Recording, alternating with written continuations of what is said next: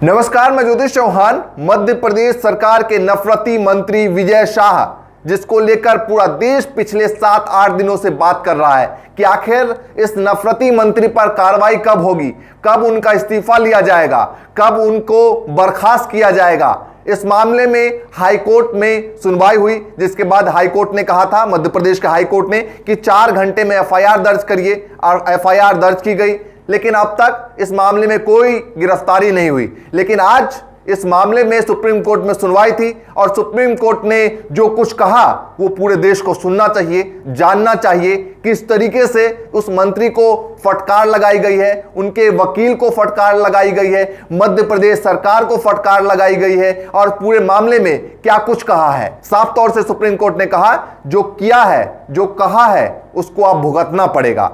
हालांकि 2 बार इस पूरे मामले में माफी मांग चुके हैं विजय शाह, सार्वजनिक तौर पर, मीडिया के सामने आकर, कैमरे पर। समाज और धर्म को भी अगर मेरी बातों से चोट पहुंची हो तो मैं 10 बार माफी मांगने को तैयार हूं। कांग्रेस हमलावर है, कांग्रेस कह रही है कि आपको इस्तीफा देना चाहिए। क्या कांग्रेस के बारे में, कांग्रेस के मामले में कुछ भी नहीं कहना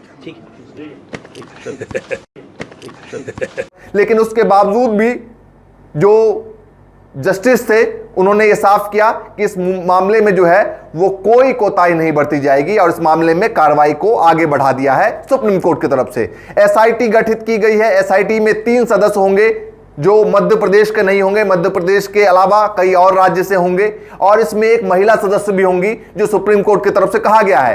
हालांकि उनके वकील ने, यानी कि विजय शाह के वकील ने बचाने की खूब कोशिश की, माफी भी मांगी, लेकिन सुप्रीम कोर्ट ने साफ मना कर दिया।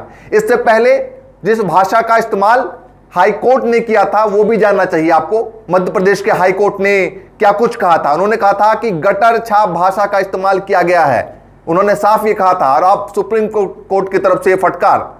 दोस्तों, एक बात साफ है, बीजेपी भले ही अपने नेता को बचाने की पुरजोर कोशिश में हो, भले ही आधी रात में मीटिंग की जाए और उस मीटिंग के बाद भी मंत्री का इस्तीफा न हो, उनको बर्खास्त न किया जाए, लेकिन देश की न्यायपालिका पूरी तरीके से न्याय करेगी, इसकी उम्मीद पूरे भारत देश को है, पूरे भारत के लोगों को है।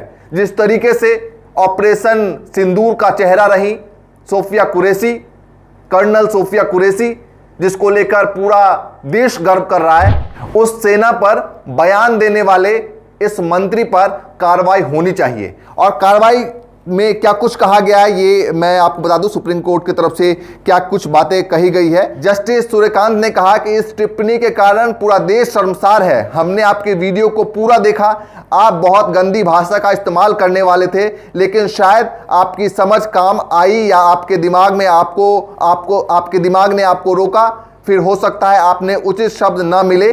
आपको शर्म आनी चाहिए। पूरे देश को हमारी सेना पर गर्व है और आपने ये बयान दिया। ये सुप्रीम कोर्ट की तरफ से कहा गया है। और जब माफी की बात की इस पूरे मामले को लेकर, तो सुप्रीम कोर्ट ने साफ मना कर दिया। उन्होंने कहा कि माफी कतई भी इस भद्दी टिप्पणी के बाद जो आपने सेना पे किया है उसके बाद स्वीकार नहीं किया जाएगा। दोस्तों, अब इस पूरे मामले में अब तक हाई कोर्ट फटकार लगा चुका है, सुप्रीम कोर्ट पहले फटकार लगाया, अब कार्रवाई की बात की है। लेकिन अब तक ना तो राज्य सरकार की तरफ से, ना केंद्र सरकार की तरफ से, ना भाजपा के संगठन की तरफ से किसी भी तरह की कोई कार्रवाई नहीं की गई। जबकि बेटी बचाओ बेटी पढ़ाओ का नारा मोदी जी ने दिया, लगातार वो ये बात कहते हैं, और जिस सेना को लेकर मोदी जी अपना पीठ थपथपाते हैं, उसी सेना की बात जो है करते हुए इस तरह का बयान दिया गया। तो क्या मोदी जी को अब तक कार्रवाई नहीं करनी चाहिए थी? अमित शाह जी को अब तक कार्रवाई नहीं करनी चाहिए थी? और मोहन यादव क्यों चुप है? क्या वजह है?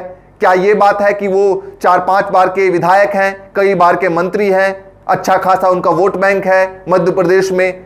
हो ये भी सकता है कि जिस जाति से वो आते हैं उनका अच्छा खासा वोट बैंक हो, अच्छा खासा रसूख हो, जिसको लेकर भाजपा डर रही है कि अगर कार्रवाई किया तो आने वाले वक्त में, आने वाले दिनों में इसका खामियाजा बीजेपी को भुगतना पड़ सकता है।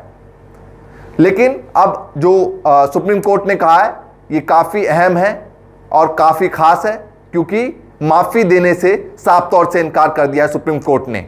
और देखना है आगे क्या कुछ होता है। एसआईटी की रिपोर्ट आने के बाद क्या कुछ होता है, और इस मामले में एसआईटी के एसआईटी की जो टीम गठित की गई है उसके सदस्य कौन कौन होते हैं और क्या कहते हैं आगे देखने वाली बात है। लेकिन अब जिस तरीके से खबर निकल कर आई है बिहार से भी कि वहां भी एफआईआर दर्ज की गई है, तो बिहार से एक तरफ खबर, मध्य प्रदेश से दूसरी तरफ एफआईआर दर्ज और अब सुप्रीम कोर्ट से ये फटकार और एसआईटी का गठन। तो अब सुप्रीम कोर्ट की तरफ से क्या कुछ कहा जाता है अगले सुनवाई में ये देखना है। 28 तारीख को एसआईटी की पहली रिपोर्ट जो है वो पेश करना है सुप्रीम कोर्ट के सामने। अब देखना है इसमें क्या कुछ होता है। तमाम मामलों में जो भी अपडेट होगा लगातार आप तक पहुंचाएंगे, आपको दिखाएंगे। फिलहाल के लिए नमस्कार।